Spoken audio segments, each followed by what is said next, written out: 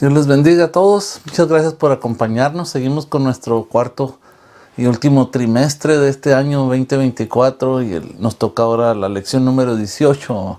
También este trimestre se titula El poderoso ministerio de Jesús en Marcos y el título de la lección de hoy, la número 18, es El amor está por encima de las tradiciones. Amén. Quiero hacerles una invitación. Vamos a orar juntos, amén, antes de empezar nuestra clase, para agradecerle al Señor. Amén. Padre, te doy muchas gracias, Señor, por permitirnos estudiar tu palabra. Gracias por los medios, Señor, pero sobre todo gracias por la sabiduría que nos da, Señor, el entendimiento, mi Dios Padre, y sobre todo tu palabra hermosa, Señor, tu Espíritu Santo, Señor, que nos ayuda, Señor, a toda verdad y a toda justicia, Padre.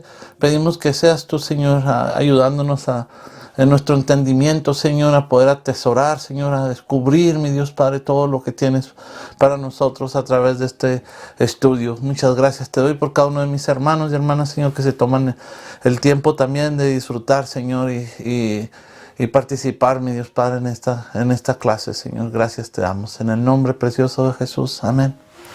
Muy bien, mis hermanos, pues entonces empezamos con esta lección número 18.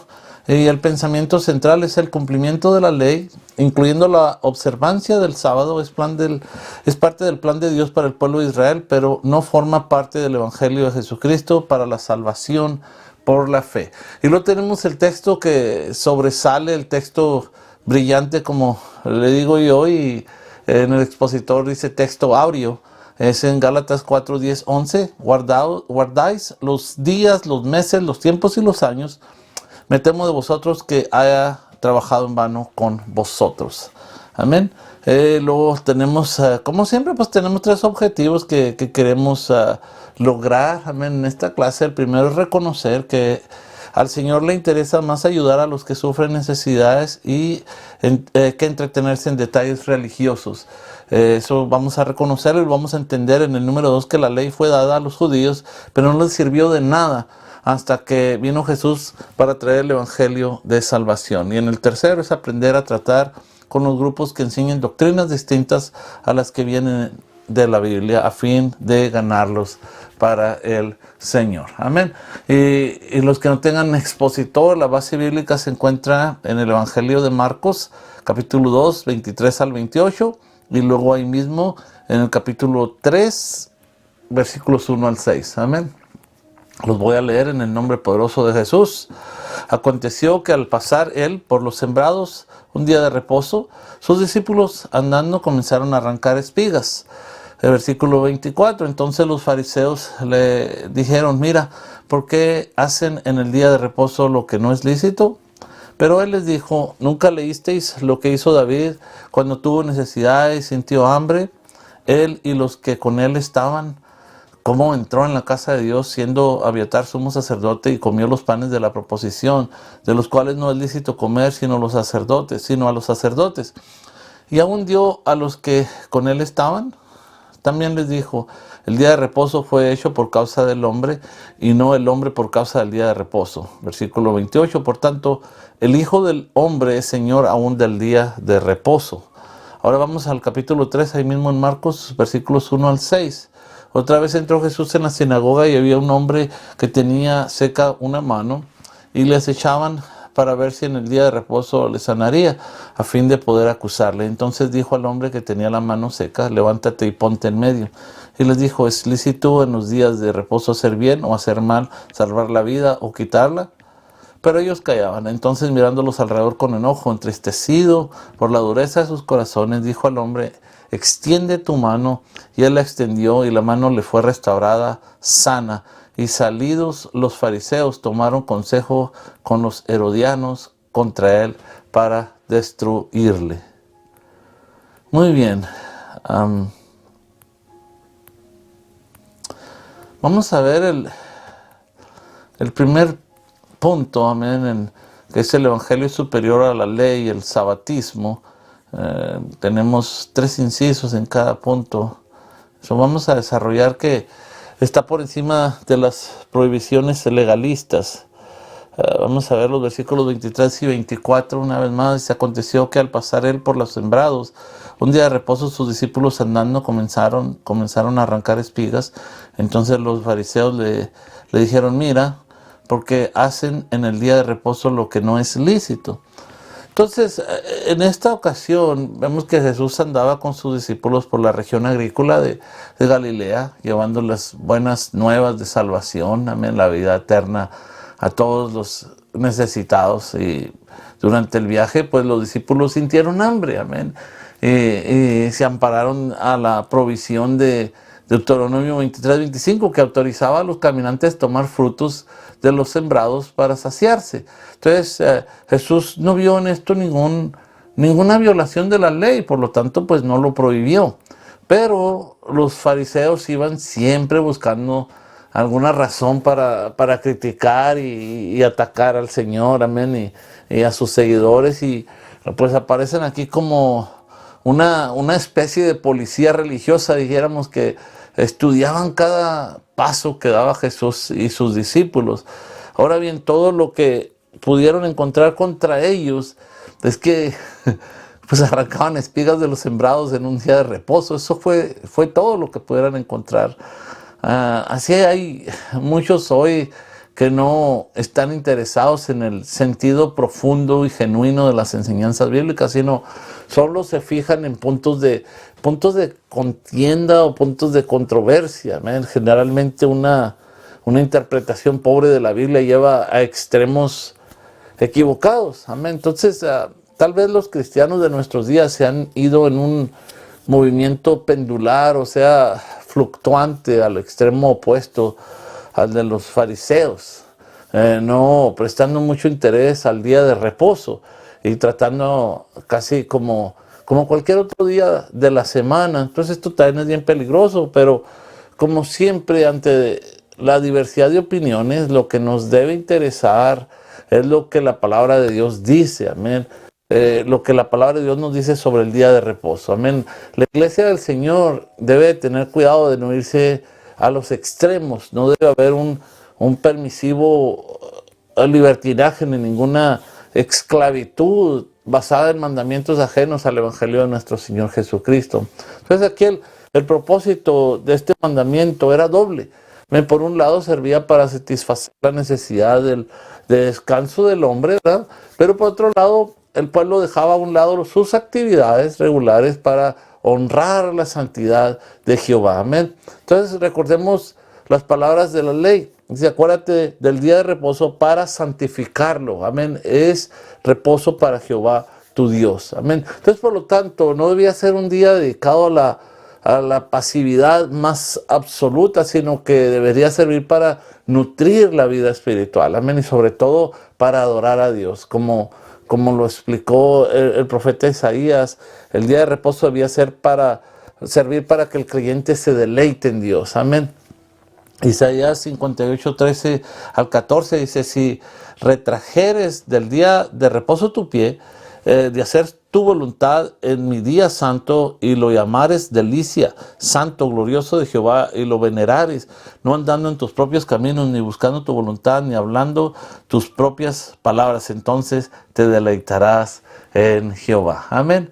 Muy bien, ahora vamos a ver los versículos 25 y 26, amén, en el siguiente inciso, que concede privilegios y bendiciones espirituales. Vamos a ver entonces capítulo 2 de Marcos, 25 al 26. Pero él les dijo, ¿nunca leíste lo que hizo David cuando tuvo necesidad y sintió hambre? Él y los que con él estaban.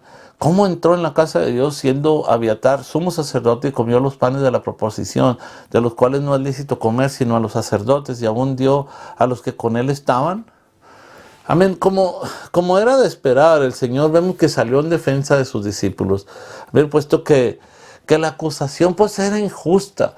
Amén. Pero además le iba a servir para demostrar lo que previamente les había dicho, amén, que él no había venido a reformar el judaísmo, promoviendo un cumplimiento aún más estricto de este tipo de normas humanas, tal como les habría gustado a los fariseos, sino que tenía la intención de hacer algo completamente nuevo, amén, acorde a la revelación bíblica. Entonces, por lo tanto, como era de esperar, la respuesta del Señor se fundamentó en la palabra. Amén. Citó una historia de David. También se trataba de un momento muy difícil en la vida de David, cuando el rey Saúl había decidido acabar con él. Entonces, en esas circunstancias, David tuvo que huir, amén, de manera muy, muy precipitada, sin llevar consigo armas, pues sin llevar consigo provisiones para tal viaje, amén, para el camino. Entonces fue entonces cuando entró a la casa de Dios y pidió al sacerdote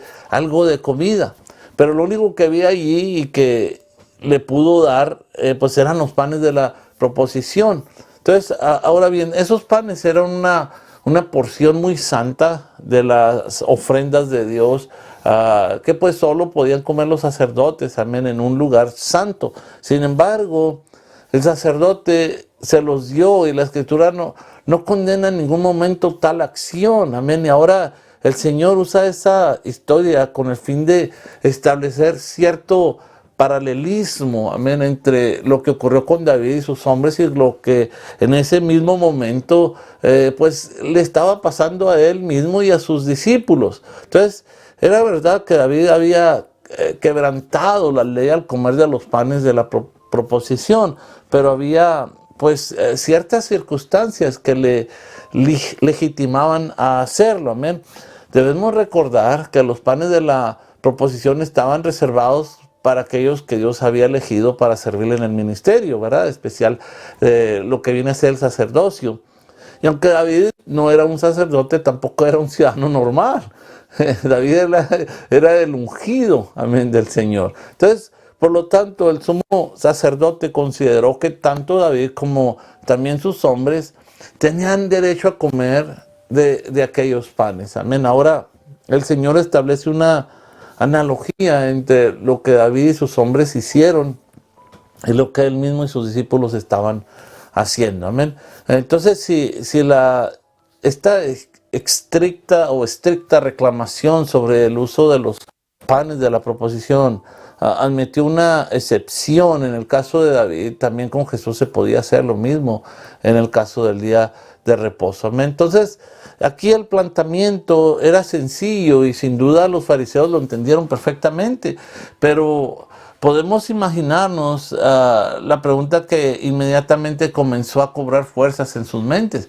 Y es, ¿quién se cree ¿Quién se cree que él es? Entonces, pues ellos podrían estar dispuestos, vamos a decirlo así, a hacer ciertas excepciones con el rey David.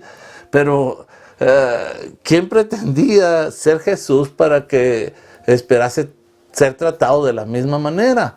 Y aquí volvemos nuevamente a la pregunta de fondo. ¿Quién es Jesús? No cabe duda que el Señor se está colocando en ese momento al mismo nivel que el rey David y a sus discípulos los estaba pues como comparando con los valientes de David. Amén. Entonces al fin y al cabo era su descendiente legítimo, ¿verdad? Y más adelante el Señor se presentó incluso como el Señor de David. Amén. En Marcos capítulo 12, versículos 35 al 37. Entonces, por otro lado, la actitud de creciente rechazo, vamos a decirlo, que una y otra vez iban manifestando los fariseos hacia la persona de Jesús, servía para establecer otro punto de paralelismo entre ambas situaciones. Entonces, recordemos que en aquellos momentos David había sido ungido ya como rey, ¿verdad? Sin embargo, había sido rechazado, amén. Y en lugar de reinar, estaban intentando cazarlo, estaban intentando matarlo. Y curiosamente, poco después de que Jesús dijera estas palabras, los fariseos tomaron consejo, también dice que con los herodianos contra él para destruirle, ¿verdad? Como lo leímos en Marcos 3:6. Entonces, por último, debemos pensar también en la situación de urgencia y necesidad por la que atravesaba David y sus hombres en aquellos momentos. Él buscaba desesperadamente la forma de sobrevivir a la persecución de Saúl y llegar a ser rey de Israel cuando Dios quisiera vindicarle. Amén. Entonces, pero en este sentido aún era más importante y urgente la misión del Señor Jesucristo, que como rey había venido a proclamar y a establecer el reino de Dios, amén, en este mundo. Muy bien, vamos a ver entonces el siguiente inciso: imparte libertad a los que se someten. Ahora vamos a los versículos 27 y 28. También les dijo: el día de reposo fue hecho por causa del hombre, y no el hombre por causa del día de reposo. Por tanto, Hijo del Hombre, Señor aún del día de reposo. Ahora bien, si a los fariseos les pareció que Jesús había traspasado todos los límites razonables al compararse de ese modo con el rey David, pues ¿qué pensarían cuando a continuación dijo que él era Señor aún del día de reposo?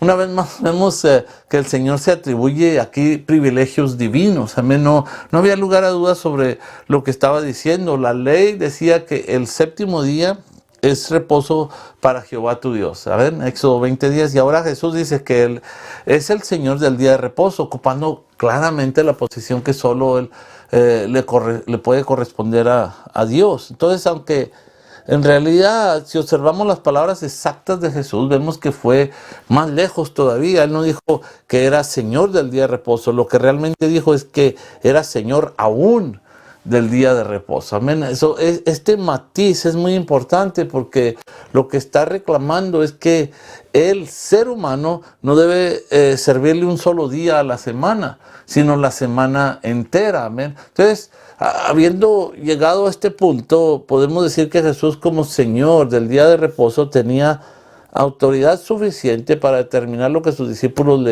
que le acompañaban y servían podían hacer en un día de reposo. Entonces, pensemos en una ilustración. Si un turista visita una casa distinguida y se encuentra con una puerta que señala prohibido el paso, debe respetar la prohibición del propietario, ¿verdad?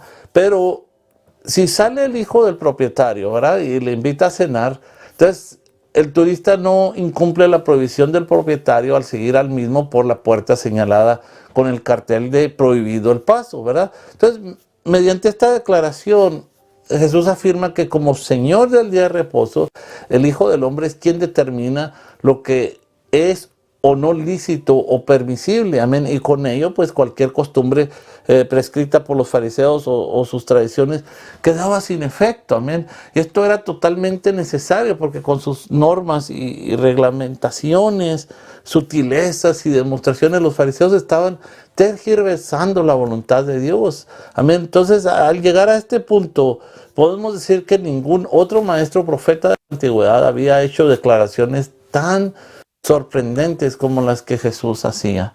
Era habitual que los profetas respaldaran sus declaraciones con algo así como, así dice el Señor, ¿verdad? Pero Jesús nunca usó esa expresión u otra parecida, sino que apeló siempre a su propia autoridad divina. Amén. Entonces, la fórmula que usaba frecuentemente era la siguiente: de cierto os digo. Amén. Entonces, los fariseos y también muchas personas en nuestros días estarían dispuestas a aceptar a Jesús como un maestro, pero de ninguna manera le reconocerían como Dios. No obstante, la forma en la que él respaldaba su enseñanza con su propia autoridad divina hace imposible que se puedan separar ambas cosas. Amén. Si aceptamos su enseñanza sobre el día de reposo, ha de ser porque reconocemos que Él es Señor aún del día de reposo. Amén. Entonces vamos ahora a analizar un sistema hostil y adverso al Evangelio. Amén. En nuestro siguiente punto dice el primer inciso: el enemigo usa la ley para acechar contra Jesús. Versículos 1 y 2 del capítulo 3. Otra vez entró Jesús en la sinagoga y había allí un hombre que tenía seca una mano, y le acechaban para ver si en el día de reposo le sanaría, a fin de poder acusarle. Resulta incomprensible considerar cómo, a pesar de todo el bien que Jesús había hecho entre el pueblo, sin embargo la oposición contra su persona, la oposición y su obra iba en aumento. Amén, esa oposición. Y fijémonos que nadie en ese momento se cuestionaba si Jesús podía hacer milagros de sanidad, ¿no? Todos daban por hecho que sí podía. Lo que estaban esperando era que lo hiciera en el día de reposo, para así poderle caer encima, para así poder acusarle, para así poderle señalar. Entonces, ¿cómo podían aceptar que en Él se manifestaba todo el poder y toda la misericordia de Dios y al mismo tiempo negarse a reconocerle como el Mesías? Entonces claramente podemos ver que la incredulidad lleva a la incoherencia. Entonces, esto es triste. Era día de reposo y su propósito debería haber sido el de santificar al Señor. Eso es lo que dice su palabra. Pero aunque habían ido a la sinagoga, amén, en sus mentes y corazón no estaba el deseo de aprender de la palabra, ni de orar, ni tampoco de adorar a Dios. En sus pensamientos solo habían oído, solo había odio, perdón, contra Jesús. Pero esto era lo que les movió a los judíos para ir aquel día a la sinagoga. Esto es terrible, pero vemos que el Señor Jesús era totalmente diferente a ellos. Amén. Con todo valor y misericordia regresó una vez más a la sinagoga en busca de los perdidos. Amén. Sin importar el odio de sus enemigos. Pero pensemos por unos momentos en el hombre enfermo. Amén. Marcos nos dice que tenía una mano seca y Lucas añade que era la mano derecha. Esto es en el capítulo 6, versículo 6 de Lucas. Entonces podemos imaginar su condición sin hacer mucho esfuerzo. Amén. En esa época, pues, ¿qué trabajos podía realizar alguien que solo podía utilizar una de sus manos? ¿Cómo afectaría su enfermedad? No solo en su trabajo, sino a todas las áreas de su vida. Por su situación viene a ser una buena ilustración del hombre pecador que no se puede ayudar a sí mismo. Amén. Que se muestra torpe aún para hacer las cosas más simples de la vida. Pero nos surge una pregunta: ¿por qué fue aquel día a la sinagoga? Seguro que él conocía bien el ambiente que se respiraba ahí, y sabía lo que podía esperar de los judíos que se reunían en la sinagoga. Ellos no tenían ningún interés en él ni en su bienestar. En tal caso, si aquel día fijaron sus miradas en él, era porque les venía bien como carnada, vamos a decirlo así, para poder cazar a su presa. Entonces, a pesar de todo eso, él fue a la sinagoga, y la única razón que podía tener para hacerlo es que tenía una fe auténtica en Dios. Amén. Ese es un buen ejemplo también para nosotros, que muchas veces podemos sentirnos desanimados para ir a la iglesia, donde el ambiente quizás o las personas no son de nuestro agrado. En esas circunstancias es preciso recordar que vamos ahí porque en primer lugar queremos encontrarnos con Dios, amén, y ofrecerle también nuestra adoración, amén. Entonces ahora veamos cómo el legalismo no hace nada por los que sufren. Vamos a ver ahora los versículos 3 y 5. Entonces dijo al hombre que tenía la mano seca: levántate y ponte en medio. Y les dijo: ¿es lícito en los días de reposo hacer bien o hacer mal, salvar la vida o quitarla? Pero ellos callaban. Versículo 5. Entonces, mirándolos alrededor con enojo, entristecido por la dureza de sus corazones, dijo al hombre: extiende tu mano. Y él la extendió y la mano le fue restaurada sana. Ahora bien, notemos que este hombre inválido, sin quererlo, se encontró en el centro mismo del escenario de una tremenda batalla espiritual. Cuando Jesús le manda que se levante de su sitio y se ponga en medio de todos. Amén. ¿Por qué le mandó Jesús que hiciera esto? ¿No podía haberlo sanado el día siguiente de forma discreta y haberle evitado así por todo aquel momento desagradable o esa situación difícil? Entonces, ¿por qué en este caso no trató de mantener su milagro en secreto como pues lo hizo en ocasiones anteriores? Tal vez quería despertar la compasión de los presentes hacia el enfermo al ver de cerca su desgracia. Quizás fue para probar la fe y obediencia de aquel hombre. O quizás muy probable fue porque Jesús quería que todo el mundo viera que él no estaba dispuesto a aceptar las interpretaciones malvadas de los judíos hacia la ley, ni la imagen con que ellos proyectaban, amén, a Dios. Entonces, así en medio de las miradas enemigas de los judíos, el enfermo fue sanado, amén, por su fe y obediencia a Jesús. Amén. Entonces vamos a ver ahora en los versículos 6, vamos a ver la frustración al no poder destruir el evangelio. Y salidos los fariseos tomaron consejo con los herodianos contra él para destruirle.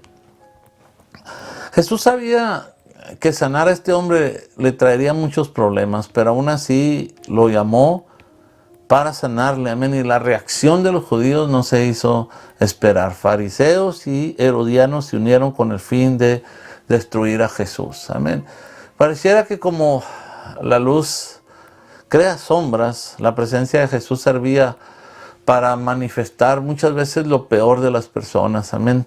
Ahora bien, analicemos la sinrazón de los legalistas religiosos. Para ellos era pecaminoso restaurar la salud de una persona enferma si era día de reposo, pero no encontraban ningún inconveniente para en ese mismo día tramar un asesinato o alimentar el odio contra Jesús. ¿Te das cuenta? El hecho de que un lisiado hubiese sido liberado de su grande o grave impedimento no les afectó en lo más mínimo. Amén. No se alegraron por este hombre, ni les produjo una actitud de gozo amistosa hacia aquel hombre que había quedado sano. Su actitud era espantosa, era monstruosa. ¿Cómo podían permanecer indiferentes, amén, ante la necesidad de su prójimo y sordos a las lágrimas, a los llantos del mundo, amén? No podemos pensar otra cosa, sino que estos religiosos estaban desnaturalizados completamente. En realidad hacían todo esto porque su lealtad a su propia religión estaba por encima de su lealtad a Dios. Amén. Pero quizá lo más extraño del caso es la unión que surgió entre fariseos y herodianos a raíz de este incidente. No debemos olvidar que se trataba de dos perfiles enemigos, amén. Entonces nos cuesta entender cómo lograron apartar sus tremendas diferencias y rivalidades. Podríamos decir que unos representaban el poder político y los otros el religioso, ¿verdad? Unos eran inmorales y defendían una cultura secular, mientras que los otros eran puritanos o religiosos. Entonces, muy diferentes intereses personales. Todos ellos estaban contra Jesús y llegaron a la conclusión de que era necesario deshacerse de él. Ahí sí que se pudieron unir para lo malo. En todo caso, pues resulta insólito este acuerdo repentino entre ellos, amén. Y la verdad es toda da coraje, da tristeza, amén. Preferían relacionarse entre ellos antes que relacionarse con Jesús, el dador de la vida. Esta unión nos lleva al final de una sección donde la oposición contra el Señor ha llegado a un punto terrible, amén. Como acabamos de ver, herodianos y fariseos representaban el poder político y religioso, los inmorales y los moralistas, pero a todos ellos les molestaba el evangelio de Jesucristo, exactamente igual que en nuestros días, amén. Entonces, para resumir, como ya hemos considerado, los judíos habían convertido el día de reposo en una carga pesada de llevar, amén. Pero Jesús había venido a traer descanso, amén. Hasta ahora hemos visto que el propósito de Dios al establecer ese día era traer bendición al hombre, amén, otorgándole ese merecido descanso de su trabajo. Ahora bien, hay un hecho cada vez más frecuente en nuestra sociedad, y es que muchas personas no logran descansar sin la ayuda de medicamentos, de pastillas. Otros van de vacaciones, pero no tienen descanso en su alma. Todo esto nos lleva a pensar que no solo necesitamos un día de descanso, sino también la capacidad de descansar, amén. Pero la pregunta, ¿cómo conseguirlo? Amén. Entonces, para contestar esta pregunta debemos pensar primero en la forma en la que surgió el día de reposo, y para ello tenemos que remontarnos a la historia de la creación en Génesis. Y acabó Dios en el día séptimo la obra que hizo y reposó el día séptimo de toda la obra que hizo. Génesis capítulo 2, versículo 2. Entonces pensemos en cómo se utiliza aquí el término reposo. Sin duda no tiene nada que ver con el hecho de que Dios estuviera cansado después de 6 días creando el universo. Dios es todopoderoso y nunca se cansa. Podría haber creado otros 1000 universos más y no sentir ningún cansancio. Entonces, ¿por qué reposó? Amén. En su caso no tenía nada que ver con descansar, sino con el hecho de que estaba satisfecho del trabajo realizado. Amén. Es como el artista que al terminar su obra se sienta, ¿verdad? Y contempla, amén. No porque está cansado, ¿verdad? Sino porque quiere disfrutar de lo que ha hecho. Y así fue en el caso de Dios. Notemos que una y otra vez se repite la misma frase. Y vio Dios todo lo que había hecho y aquí que era bueno en gran manera. Amén. Génesis 1:31. Ahora bien, ¿cómo podemos descansar nosotros de esa misma manera? Lo cierto es que como hombres esto parece imposible, ¿verdad? Siempre nos acompaña la sensación de que todo lo que hacemos es incompleto o que está imperfecto. Solo hay que echar un vistazo a cómo estamos dejando pues este planeta que salió de las manos de Dios como algo bello y perfecto. Entonces, por lo tanto, es imposible que logremos descansar mirando nuestras propias obras. Necesariamente tenemos que descansar en las obras de otro. Amén. Y esto nos lleva a mirar hacia la cruz de Cristo y a recordar sus últimas palabras antes de morir. Consumado es. Amén.